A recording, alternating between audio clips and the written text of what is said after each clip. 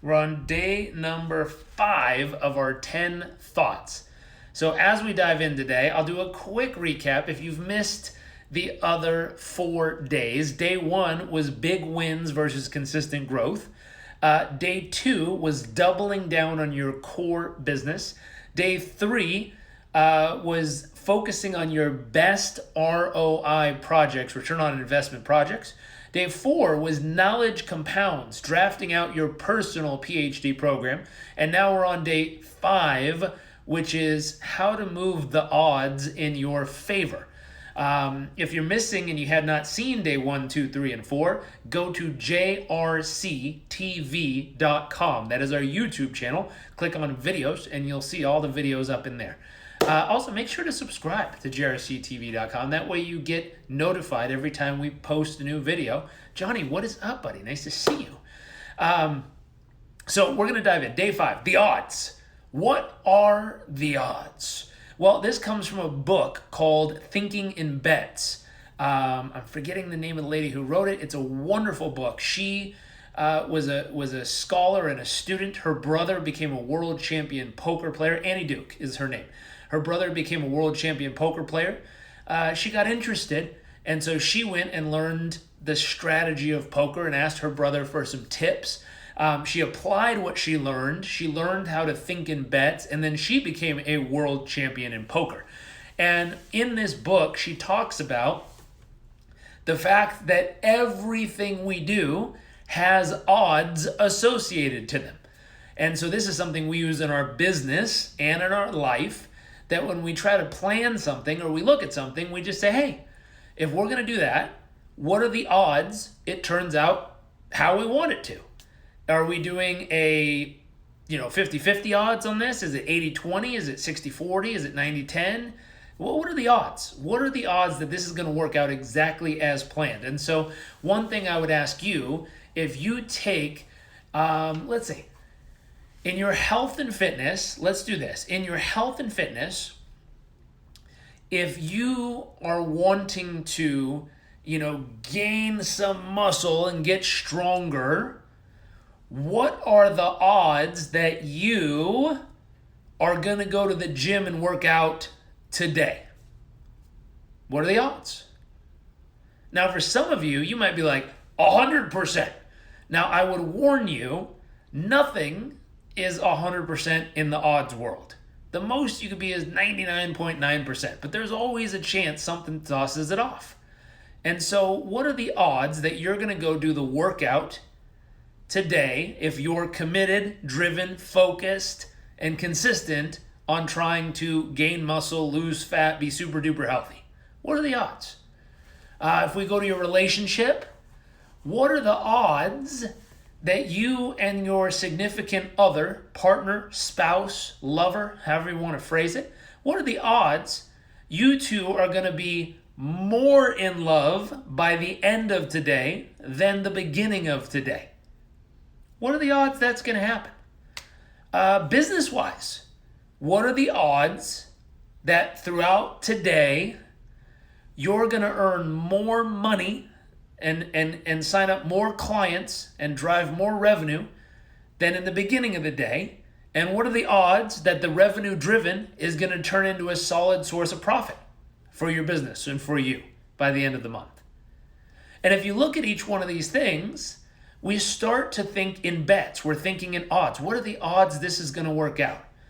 Now, as we're thinking in odds, the next piece we got to do is ask a very important question. And the question is, what can we do right now to move the odds in our favor? What can we do right now today to move the odds in our favor? It's a big question. So let's say you're working on enrolling a new client in your service, your business, whatever it is you do. You're enrolling a new client. What are the current odds that they're going to enroll? And you might say, right now, I don't know. It's maybe 50-50. And we say, okay, what can we do? What can we teach them? What can we share with them? What can we provide for them? What can we show them? What can we do for them What can we create? What can we say? What could we do to move the odds from 50-50 to maybe 60-40 in our favor? What can we do? And you start to think up everything you could do. And then you go, okay, if we got it to 60-40 and we really believe that, what can we do to get it to 70-30 in our favor? And we nudge the odds a little bit more. And we go, okay, we got 70-30. What could we do to nudge the odds 80-20? What could we do? Nudge them just a little bit more. And what's fascinating is as we start to think through these things, we start to make more sound decisions. We start to make more intelligent decisions. Because what most of us do, and I'll show you something interesting, in the beginning chapter of the book, she describes the presidential election of the United States that happened a couple years ago. And she said, if we looked at what the odds were the night of the election, if we look at what the odds were something like 48% to 52%, something like that. Like the odds were not much more than a 50-50 chance of either way, depending on where you looked. And the next day, the reaction people had to those odds was not a fair, accurate, or normal response to 50-50 odds, which is really interesting. It was an unwarranted response according to the odds. Now, according to their thoughts and feelings and emotions and all the other stuff, of course it's a warranted response. It's how they felt. But let me put it this way. If we took a bag and we took a bunch of green marbles and a bunch of yellow marbles, and we put 52 green marbles in and 48 yellow marbles in the bag, and we shook the bag up, and we reached in the bag, and we pulled out one of the 48 yellow marbles, how many of you would be like, oh my gosh, oh, how could that happen? No! Now that would be an unwarranted response, meaning someone is overreacting to the odds that were pretty much 50-50. Meaning if every time we reach in the bag and we just got one of the other, that would be normal. It's an unwarranted overreaction to the odds. So the book is called Thinking in Bets by a woman named Annie Duke. Very smart woman. Now, if we started thinking in bets throughout our lifetime, we would start to have more accurate reactions to what's actually happening in our life.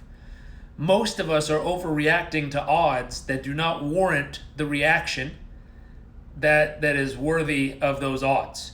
The flip side of this, a lot of us are making decisions based on really bad and shitty odds with total confidence thinking it's the right thing to do, not realizing the odds are not in your favor. If you're making a full bet on 50-50 odds, you're gambling.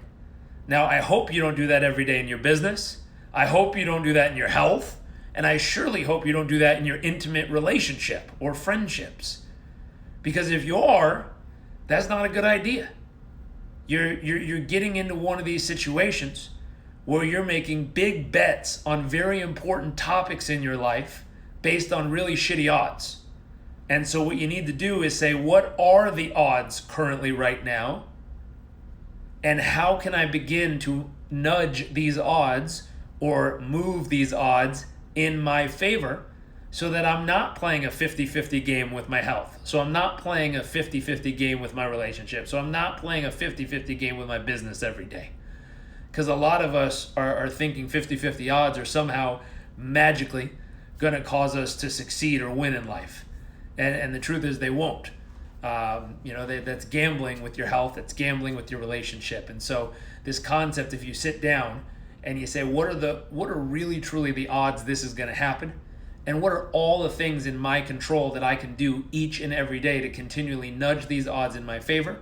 And how do I continue to nudge them in my favor until the result is achieved that I really desire and deserve here?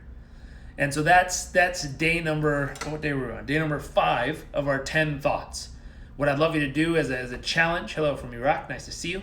What I'd love you to do from a challenge is to sit down, to comb through the most important projects you're working on, And with whatever the next step is in those projects to make progress and move them forward, I want you to ask and put down on paper, what are the odds currently for this project or this step?